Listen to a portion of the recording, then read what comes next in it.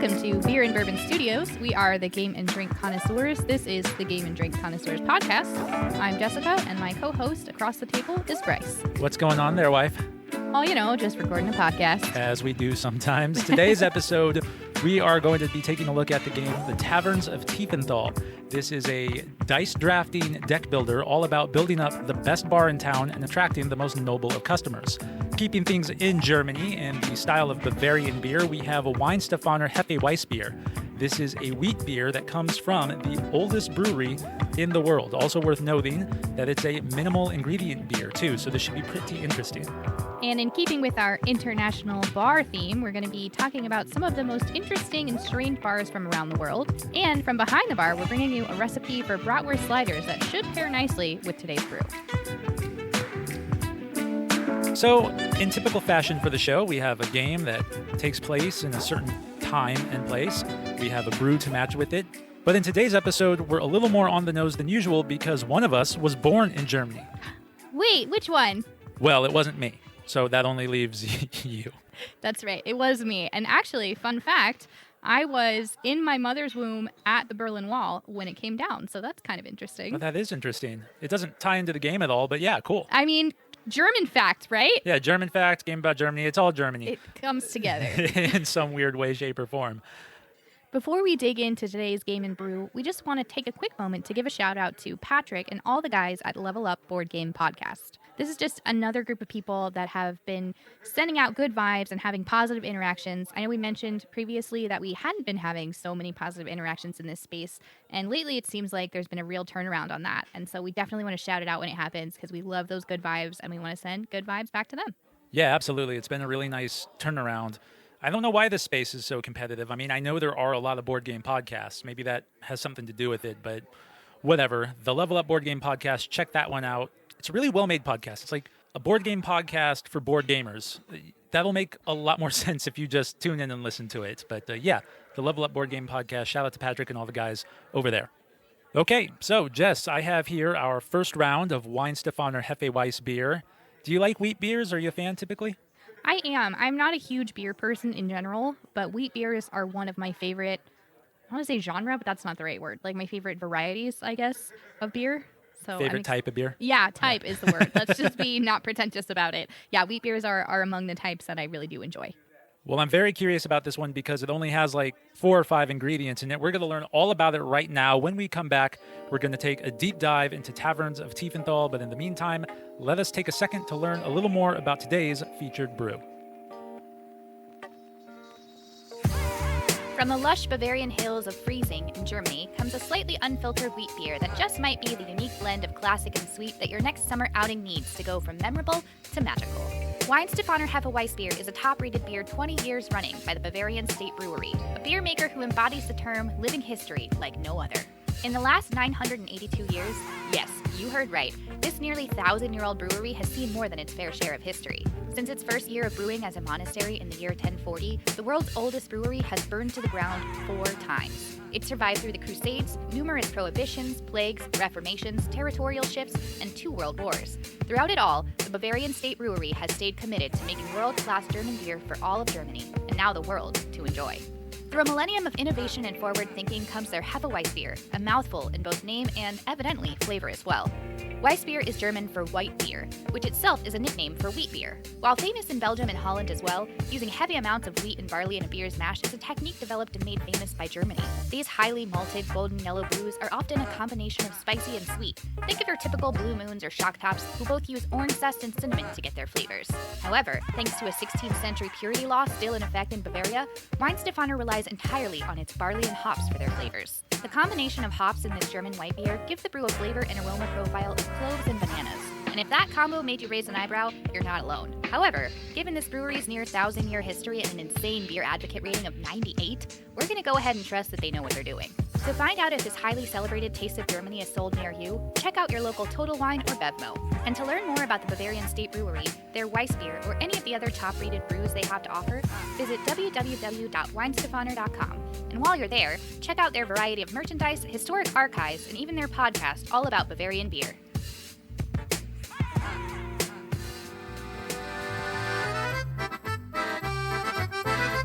In the Taverns of Tiefenthal, players assume the role of tavern owners who are vying to have the most successful tavern in town.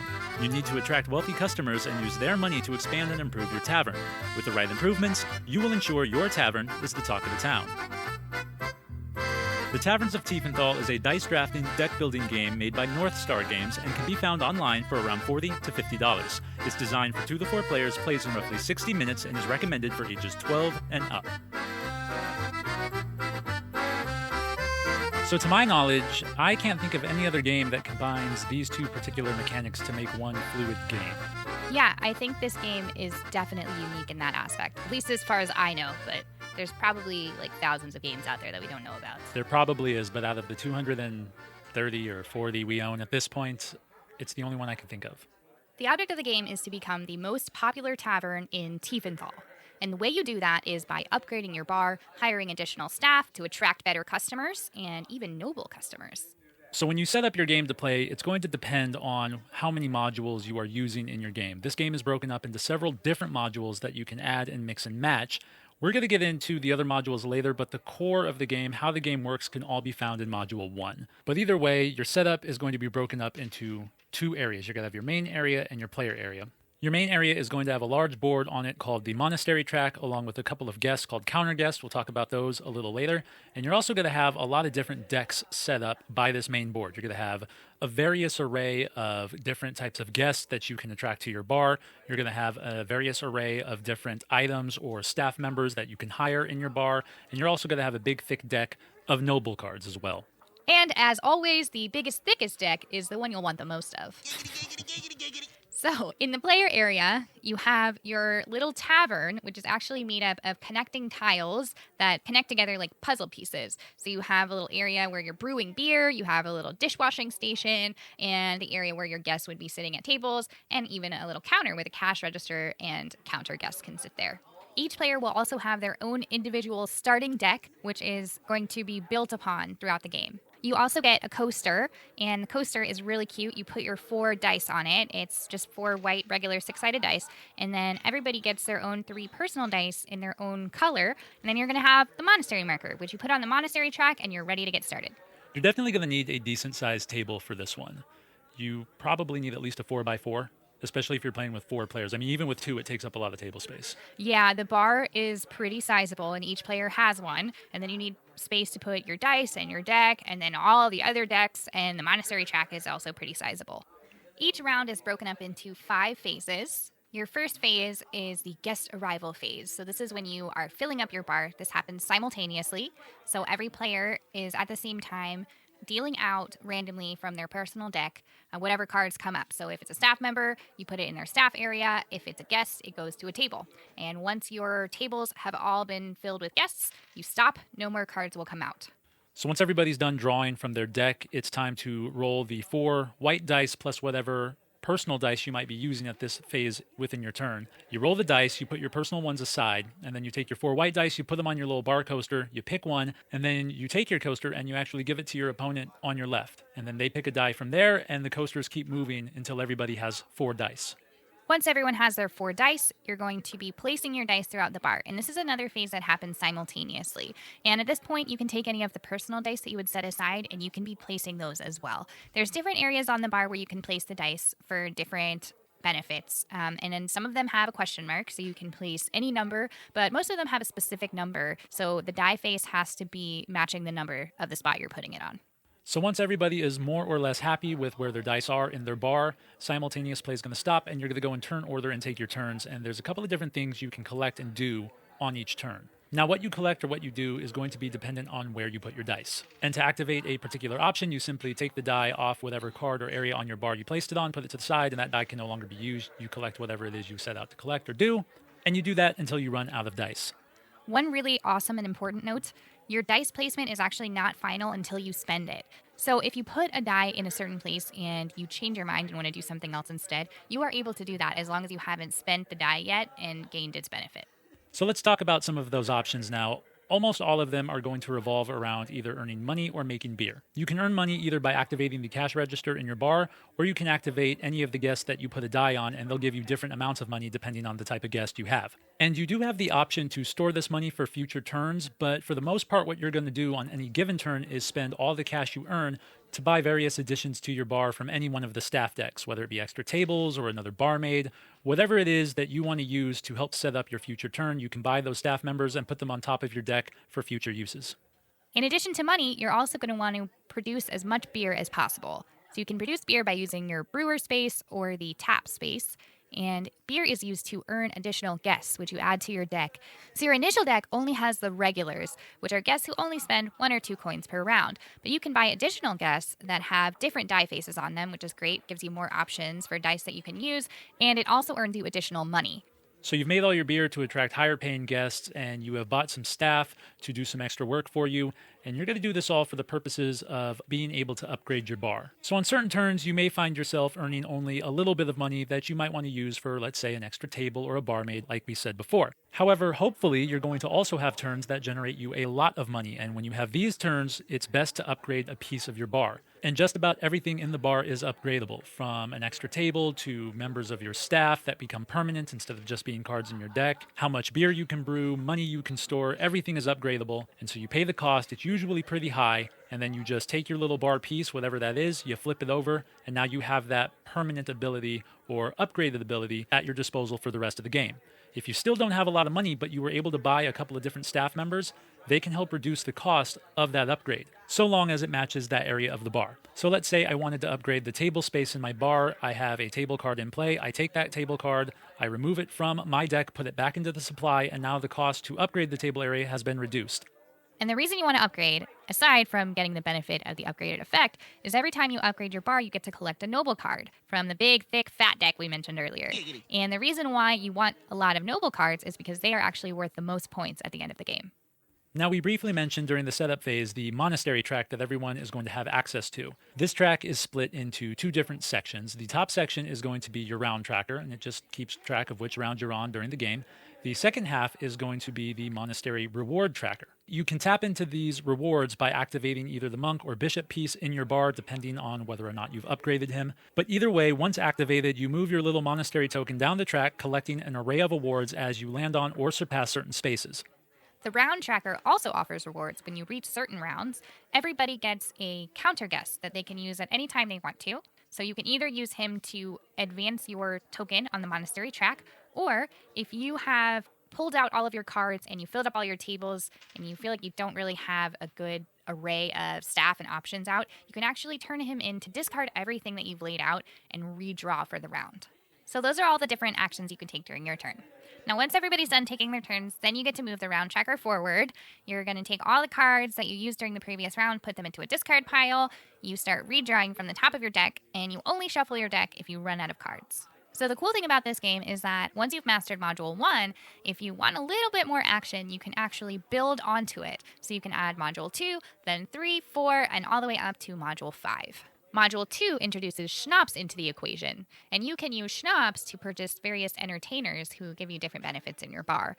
When adding Module 3 to the mix, you're going to take the bartender tile on your bar, who you didn't really touch in Module 1 or 2, and you're going to flip him over, and he's now going to have a track along the edge of his space, and this is called the reputation track. This module also comes with a few new guests and staff members to help move things along on said reputation track, and as you move that along, like the monastery track, you're going to get different rewards and things as you go. Module 4 is probably the most interesting one out of the bunch because you take your staff cards out of your starting deck, and then each player is going to start with a different setup, so this can change the way you play as the game progresses. The 5th and final module of the game introduces the guest book feature, which is just another little board. It's its own separate tracker, in addition to the other trackers which we already have in play. This game has so many trackers. They just want you to get rewards Tracking all over the everything. place. So on this one, every time you purchase a guest, you look to the corresponding column on your guest book, you put a little signature down, and certain spaces have different rewards on them. And in addition to that, once you fill up a column or a row, you get a noble. At the end of 8 rounds, players are going to count up all the cards in their deck that are worth points. Most of your staff and guest cards in your deck are going to have some point value attached to them, with the nobles being the most valuable. And so you add them all up, and whoever has the most points is the winner. Tiebreaker goes to whoever has the most money left over in their safe, and if there's still a tie after that, well, then you just share the victory. Sounds like some fucking commie gobbledygook.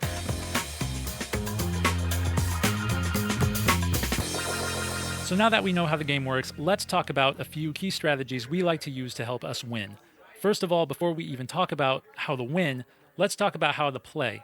Play with those modules, at least 2, 3, and 5. 4, don't really need, makes it interesting, but if you just play with module 1 more than I would say once, you're going to be very bored very fast. So learn modules 2, 3, and 5 and play them every time.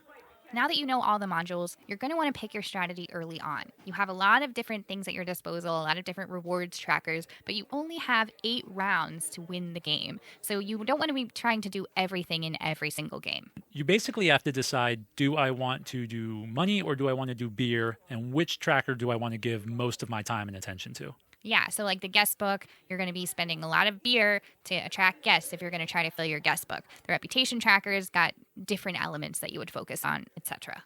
Another thing you're going to want to give a lot of focus to is how you set up your next turn. You're going to be hiring a lot of staff, you're going to be attracting a lot of guests, you might even be earning yourself some nobles.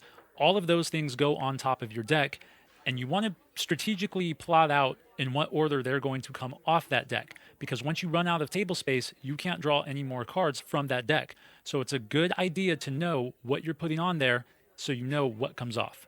Another good strategy to think about is to discount your upgrades whenever you can. It really makes a huge difference when you can pay 8 coins instead of 12, for example, and then save those other 4 for something else. I remember the first time when we played this game, I was like, man, I don't want to get rid of these cards because I'm getting rid of points, because most of the staff cards that you ditch have point value attached to them. But you got to remember, when you upgrade, you get a noble card, which is worth 10 points. So in all actuality, you're trading up. So ditch those cards, get yourself some nobles, and upgrade your bar. You also want to take advantage of your personal dice as often as you can. These personal dice can give you a huge advantage. They give you not only an extra die so that you have more actions that you can take, but also if there was something you were really looking at and your opponent took it before you got the chance, well, the personal die is yours and no one can take it from you. Another good strategy to keep in mind when playing Taverns of Tiefenthal is to make sure you always have a good mix of beer and money at your disposal.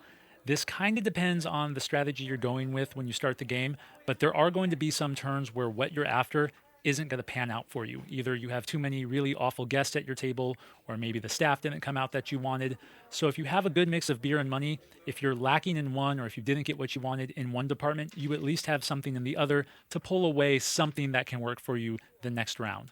And I want to reiterate something I said earlier about the trackers. You really want to pay attention to what you're focusing on, because if you try to use them all, you're not going to get that much. But if you go really far on them, the rewards get really good. Things would have to go almost perfectly every turn in every aspect, every die roll, for you to be able to use all 3 of those tracks in a positive way for your game. So yeah, I agree. Pick 1, maybe 1.5, and lean heavy. And speaking of picking and choosing, when it comes to upgrading, you have a lot of things in your bar that you can upgrade, but if you want to have a good game no matter what strategy you're going with, your cash box, your safe, your server, and your beer storage are probably the things you're going to want to upgrade every time no matter how you're playing. I agree definitely with the safe and the beer storage, because initially you can only keep, 3 of each, which doesn't really get you very far until you're earning a crap ton in one turn. Right, because, and I think we did forget to mention this, any coins you have left over that you're unable to save, any beer you have that is left over that you're unable to save, you lose it for the next turn. Yeah, so it's spend it, store it in your tiny little storage area, or it's gone. Also, you want to make sure you buy a few extra tables early on. When you get all your tables filled with guests, that ends your momentum. You can't pull out any more cards. And if all you have are regular guests, that's going to be a really crappy turn for you. So extra tables are crucial. Speaking of those pesky regulars, they are very pesky. Once you start getting into modules 2 and above, you can start to kick them out, and you do want to do this. The regulars, like Jess said, they take up table space. They don't give you a lot of coins. They're not worth any points at the end of the game. You don't want them hogging up your tables when you have better cards in your deck that give you better points, better coins. Use every opportunity you have at your disposal to get them out of your deck. And with that, our glasses are empty. So we're going to take a quick pause to order a second round of Weihenstephaner Hefeweissbier. When we come back, we're going to talk likes, dislikes, and most importantly, what you thought about the game. In the meantime, while Taverns of Tiefenthal is all about building the most awesome and unique bar in town, there are some real-life examples of awesome and unique bars from all over the world, and we're going to learn a little more about them right now. I swear, dude, I can't talk. For about as long as humans have been making alcohols, there have also been communal settings and establishments designed for people to gather and drink them. And whether you call them bars, taverns, inns, pubs, saloons, or whatever else, they've played a major role within human society for at least 12,000 years. It should be no surprise then that the world has seen and still sees its fair share of bars that you could call famous, infamous, and downright weird. Here's just a few of them. The title for oldest active bar in the world belongs to Sean's Bar in Athlone, Ireland, which was established way back in 900 AD.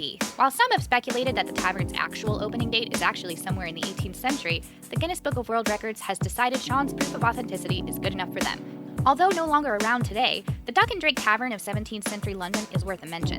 In 1605, Robert Catesby and Guy Fawkes, among others, met there frequently to plan out what history would remember as the Gunpowder Plot, which was attempted and foiled on November 5th of that year. The disastrous ramifications, had the plot succeeded, would still very much be felt today. The world would look much differently and not for the better. It's no wonder then why the English have celebrated the foiling of the plot every year for centuries. The Blind Beggar, also located in London and still in operation, is both famous and infamous for two reasons. It was here in 1865 that Methodist preacher William Booth founded the Salvation Army. It was also here, 99 years later in 1964, that famed gangster Ronnie Cray shot and killed fellow gangster George Cornell in public view, apparently over a mild verbal insult just a few days before.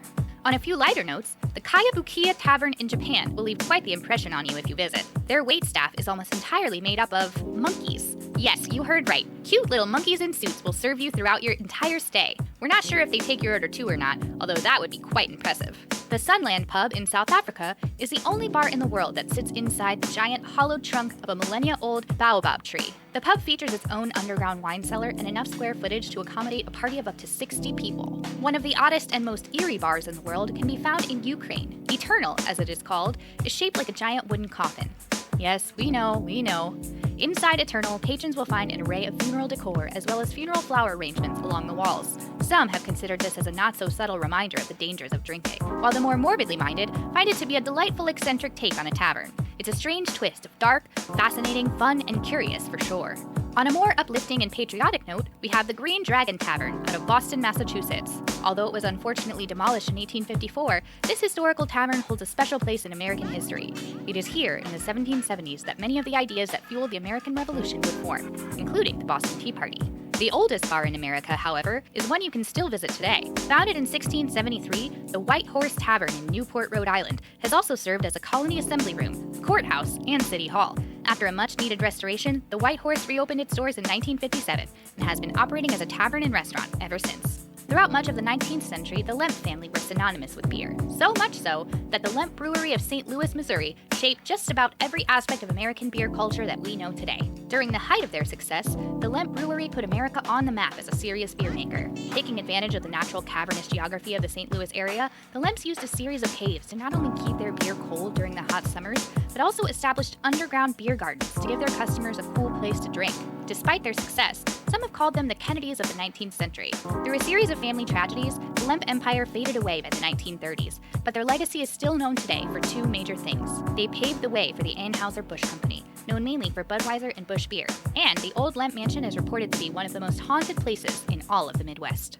While not one specific bar itself, Bourbon Street in the French Quarter of New Orleans, Louisiana is absolutely filled with historic places to drink. From Hurricanes, where the popular cocktail was invented, to the Absinthe House, where that particular liquor made a huge name for itself. There's also the Tropical Isle, where the famous hand grenade was invented, and Lafitte's Blacksmith Shop, where there is still no electricity and legendary pirate John Lafitte has been known to say hello in the ladies' bathroom mirror from time to time. Honestly, Bourbon Street could be a podcast all on its own. We have our hands full here, but maybe you could take a crack at it.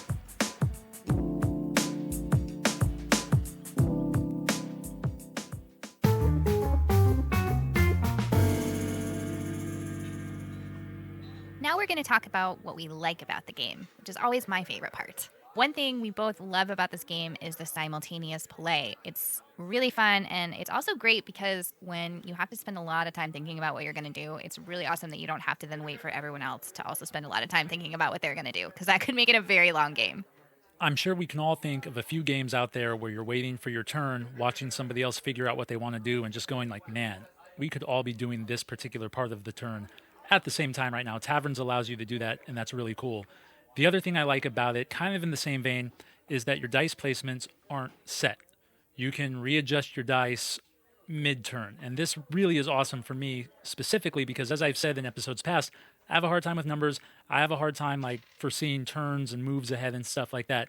So this allows me to go, oh wait, I didn't mean to put it there. Oh wait, no, I have a change of course. I want to put it over here, and that's a really cool part about the game. I like also that the modules make the game adjustable, and it also makes it easy to learn. It was way easier to learn it one module at a time than it would have been to try to learn that whole thing all at once. Yeah, adjustable is a good word for it. Maybe you're not in the mood to play with the guest books. You just don't have to use it. I mean, if you want to use module 3, you have to use number 2, but let's just say you just want to use 2, and that's cool. You can do that. Maybe you're not in the mood for a big game because a lot goes on when you have everything moving. That's true, and if you have fewer of the tracks in play, you can spend a lot more time kind of focusing on what's out there. I'm also a really big fan of the combo of the dice drafting and the deck building. I think it gives the game an incredible flow. I think it kind of gives the game kind of a hustle and bustle atmosphere that would come with running a bar, because you're rolling dice and then you're passing the dice around and then you're placing them and then you're drawing cards. It works. It works really well. Yeah, the mechanics of this game are very well conceived. Especially that taking a die and passing it on to your opponents, because you can maybe see a die that you needed and you're just watching it go around the table. And is it going to come back this way to you, or is somebody else going to grab it? And now I got to rethink everything I want to do. I don't know of many other games, like besides maybe Seven Wonders, where you're taking one and passing it around. But in this case, you can actually see the dice. And so you're watching everybody as they take things that they need. And it's kind of cool being able to see what other people are taking because you can start to get in their heads and see what their strategies are. And this isn't a game where you really need to pay that much attention to what other people are doing, but there are some mutual resources that are limited, particularly the guests that are available. And so if you can tell that someone else is going after a guest that you want, that can really inform your strategy. Oh, yeah, it really can. And, something else about this game, too, the dice rolling, I know people don't like a whole lot of randomness in their games, but I think the randomness is workable here because the fun of the game is working out this puzzle of how you're going to maximize your turn. And so you do want a little bit of randomness in the game so you can work that puzzle out in real time. And I like that about it. Yeah, it's very much about being adaptable, which I think is very thematically on point. Because in a restaurant or a bar, you have to be adaptable to what's coming your way.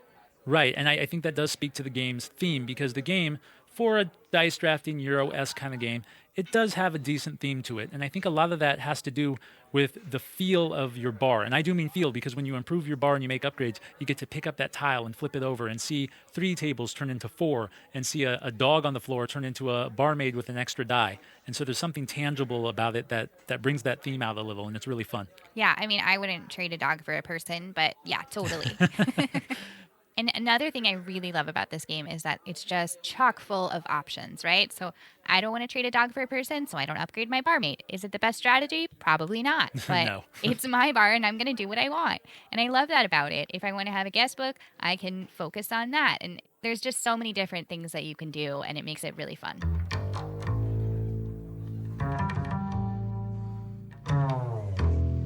I absolutely agree. The options do make it very, very fun. However, nothing is perfect, and there are a few things in this game that do leave a little more than something to be desired for me. First thing I want to talk about is the regulars. This is probably the 3rd or 4th time we've mentioned them. They really fucking suck. Oh, man. Yeah, just like in a real bar. No, they're fucking garbage. And here's why. You have 3 or 4 tables out. You're drawing from your deck. You're looking for a server to give you an extra die. Maybe you're looking for a dishwasher so you can turn the die around in case you don't get what you need. You're looking for anything. But here come 3 goddamn regulars in a row. You only have 1 table left. Nothing else has come out. And now your turn is just those regulars. I think there are too many regulars in the deck to start the game. And in a game where you only have 8 turns, a bad turn can really screw you over hard. I mean, I think that's part of why they give you all the different extra things, right? Like you have the counter guest who can let you basically get rid of your hand or get rid of your cards that you've played and redraw. But if you've already had that happen on your last turn, and it can happen again because there are that many regulars in the game, then you're pretty much screwed because you already used your guy. Especially if you have to reshuffle like mid-draw. and maybe you have one or two good things out and it's time to reshuffle everything and then just 2-3 regulars come out, I mean, that's your turn. You're done. And again, only 8 rounds. A bad turn can end your game even at round 3 or 4. Yeah, that's true. Those regulars are really a huge pain in the ass. And the thing is, you're always going to want to get rid of them. And that kind of brings us to our next point, is even though there are a lot of different options and there's a lot of different stuff you can do, it does start to feel a little bit repetitive, because the main things you want to do, or the things you want to do to kind of get in a place where you can do anything else, it's always going to kind of be the same. You've got the same pieces that you need to upgrade. You've got to get rid of the regulars. And it starts to feel a little bit like you're just doing the same thing. And that's even with all the modules in place. Like, I know we said if you're just playing with module 1, you'll get bored within maybe 1 or 2 plays. Even with all 5 modules going, you're right. If you were to play this all the time, I would say maybe 3-4 plays in and you'd be like, I think I'm ready for something else. Yeah, you definitely have to keep space between plays on this game. I think a problem I have, and this might just be me, because again, I mean, now that the secret's out, I'm not good with math. There's a lot of mental math in this game. So even if your coin storage is upgraded and you can hold 8 coins or something like that. I think it's 5. 5 coins and 7 beers or whatever the storage allows you to. Anything past that, you have to just hold in your head. So you're like, okay, I have 12 coins to work with, and I'm going to buy this thing. Okay, now I have 7 coins. And you have to memorize that. You have to think about that as you're buying things. And you can use dice and stuff. I like to use the dice I've used to just kind of set the remainder I have left. But it's kind of a pain.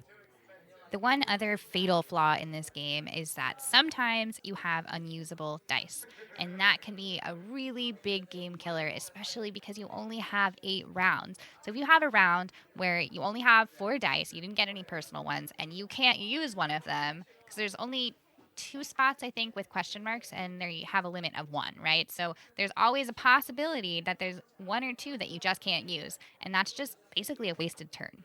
Yeah, I think we forgot to mention the question mark spaces. You can put any die value there, but if it's already been used, what are you going to do with that other die? Again, 8 rounds, like you said, that could be game over for you.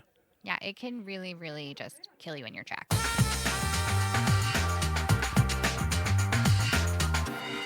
When we were looking up this game and reading what other people had to say about it, the likes and the dislikes matched up, I would say, for the most part, ours and theirs.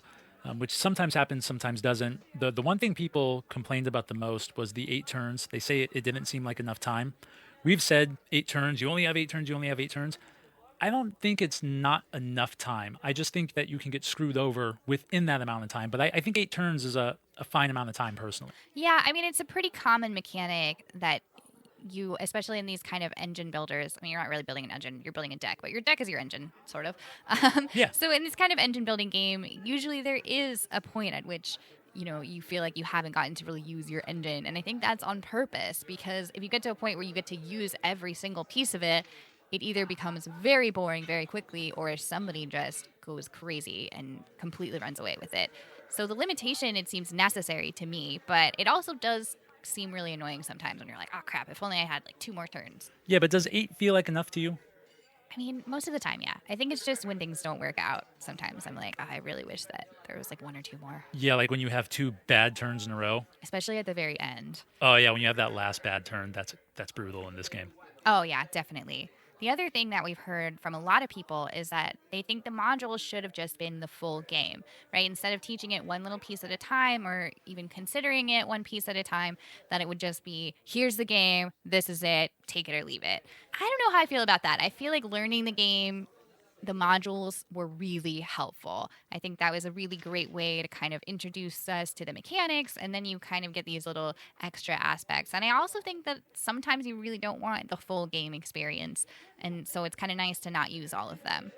Yeah, the whole modules being separated didn't really bother me either. I don't see it as a big deal for all the points you laid out. Somebody did make a good point that I want to get into in just a minute about why those modules are problematic, but I think overall, no. Not a huge deal. And I think the reason it's not such a huge deal for us, and for a lot of people too, to be fair, most people find the game has a lot of charm. And this is something we didn't think of when we were comparing our own notes, but the game is pretty damn charming, if I do say so. Oh yeah, it's extremely charming. Actually, when I heard that from others, I was like, crap, where the heck was I on the charm thing? That's almost like the appeal you don't recognize. Like, you look at the game, you play the game, and you're like, oh yeah, and the dice and moving things around and drafting cards.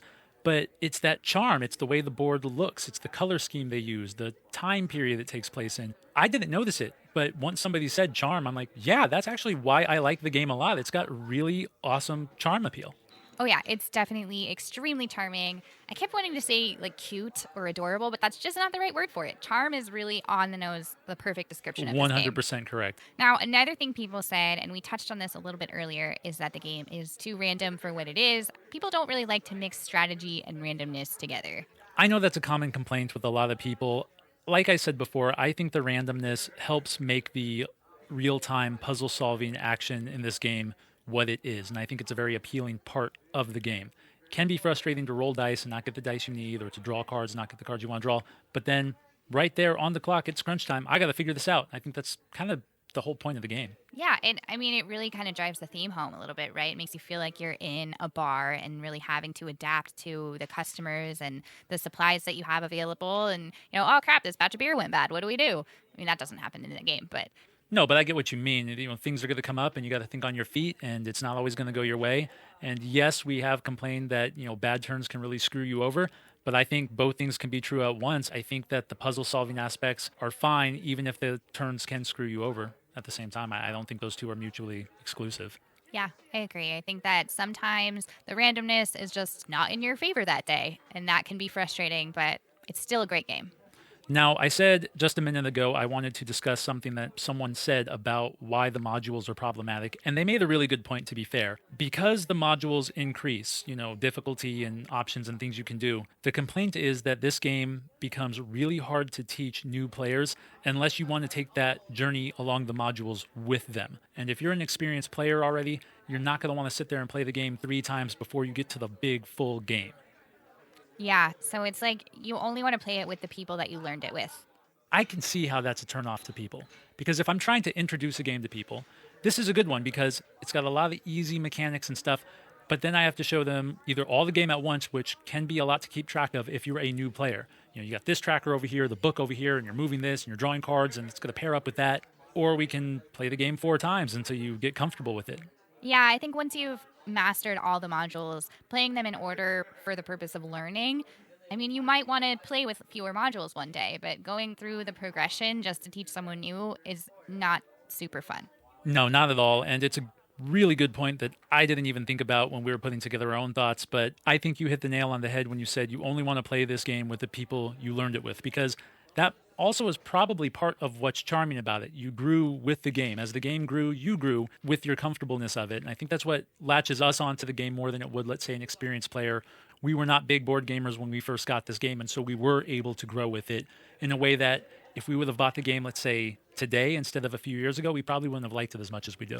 Yeah, I wonder sometimes what we would have thought if we'd bought this game today. I actually just saw somebody posted on Facebook that they were just playing it for the first time, and I was like, oh man, I wonder what that would be like in the context of our huge collection, because this was one of the first ones that we acquired. Yeah, you definitely want to keep in mind where you're at in your board gaming journey. Are you a newbie? This is probably going to be a much better experience than if you were not.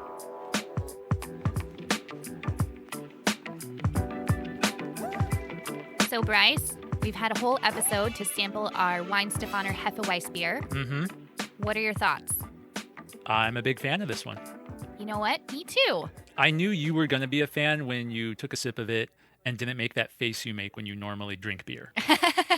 That's true. Full disclosure, I'm not a big fan of beer normally. I do have a beer face that I make. Even if she ends up liking it later, there's usually an initial face that she makes. And she did not make that face this time. No, so that already was a good sign right off the bat. Yeah, I'm impressed. I get why they keep winning awards. I get why people have rated this a top beer since it came out, roughly 20 years ago. It's really impressive if you think about the fact that they had to make this beer under the Bavarian purity law. So they only had 5 ingredients that they were allowed to work with. I don't even know if that's like an actual law on the books or if it's a law that nobody really technically has to take seriously anymore. Like, those random laws in every small town that say you can't sneeze on the sidewalk to the left of the street at noon or whatever on Sunday. It could be one of those, but the fact that they've stuck to it for as long as they have and can continue century after century putting out beer that keeps them on the map, that's just goddamn impressive. And they got some pretty incredible flavors out of that. They've got this banana and clove kind of thing. That's how they describe it in their tasting notes. And it really does come through that way. But there is no banana or clove in there, which means all their flavor came from their hops. And I'm glad you brought up the Bavarian law because I'm blown away by it. I really am. They figured out a way to get really interesting flavor profiles out of just their hops, maybe a little bit in the yeast, but for sure the hops. That's amazing.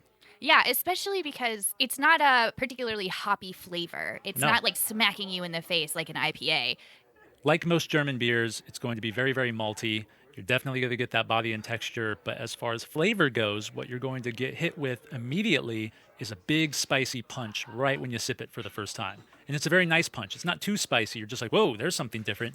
And that's that clove description that they're talking about. Yes, and then it just sort of smoothly slides right into that banana flavor, and it's perfect.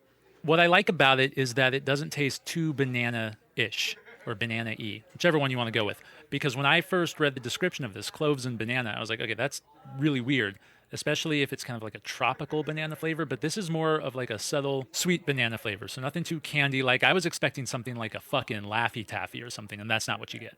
No, it kind of reminds me of like Bananas Foster a little bit. And I'm not even sure I would have called it banana if they hadn't said it was banana. But since I went in knowing to expect banana, I taste the banana.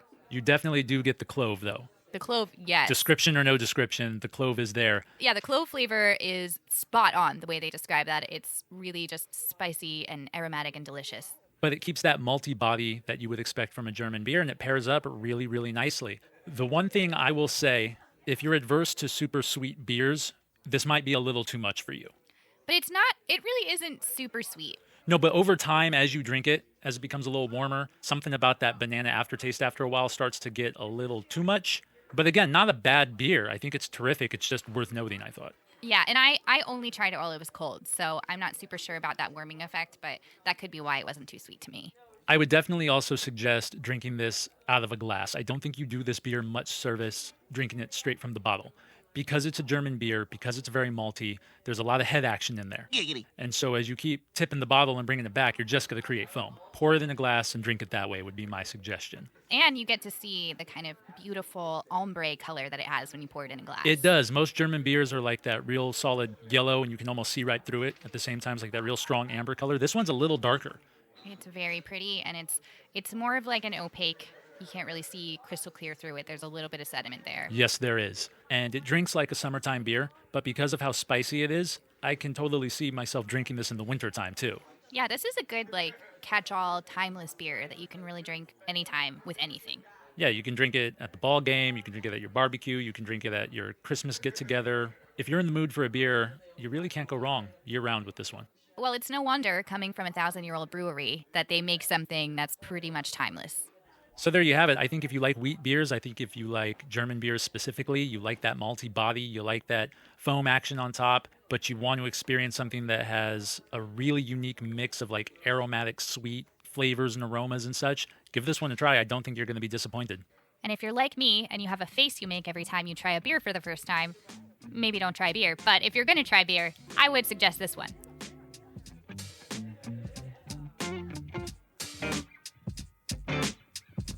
Hey, it's Bryce here from Behind the Bar. Brew, food, and mixology tips for a better drinking experience. If Weihenstephaner White has piqued your interest, I got the ultimate food pairing that will bring out the most of your beer and be an absolute hit at your next cookout, the Bratwurst slider.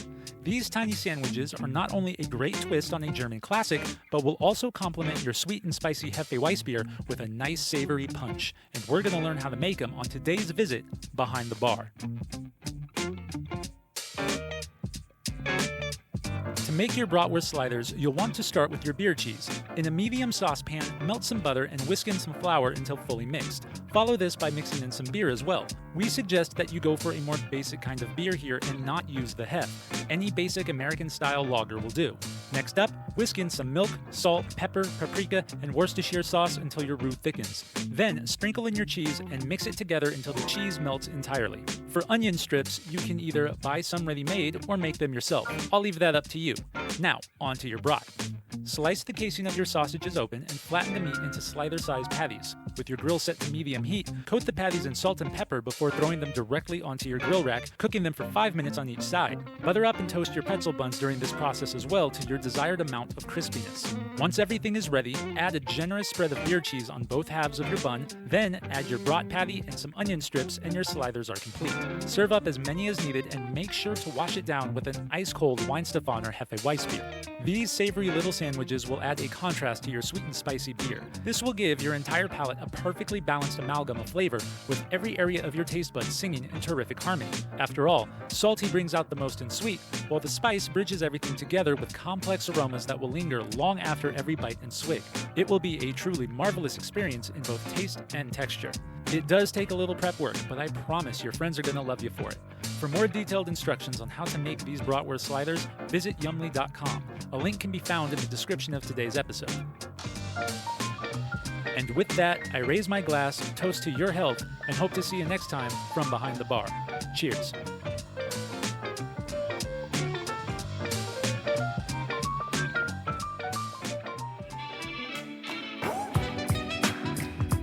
That's all we have for today. Join us next time when we unbox annoying board game habits, or annoying habits at the board game table.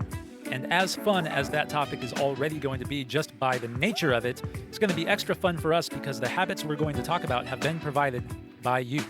Yeah, so it'll be really interesting to find out what different people find annoying and see if some of those things are similar, if they contradict each other, if we agree or disagree. Definitely looking forward to getting into that one. Yeah, it's going to be a lot of fun.